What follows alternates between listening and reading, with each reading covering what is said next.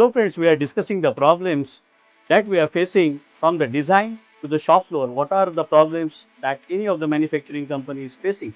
So in the last video, we have seen that main 4 problems that the manufacturing industry is facing. First is the traceability of the CAD data to the shop floor. Second, security related with that sharing of the drawings. Third is the large usage of the paper at the shop floor. It costs lakhs of rupees for the various manufacturing companies. And last is the delay in the production due to all above 3 reasons.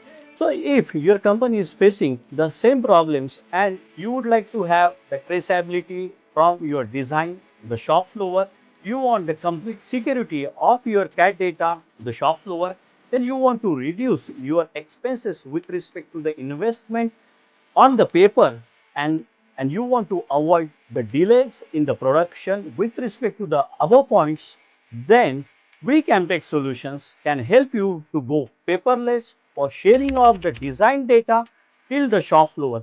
We have helped the lots of companies with our unique solution where they can share their drawings to the shop floor in a paperless format and they can save the lakhs of rupees on the paper, and again they are helping for the environment by reducing the usage of paper.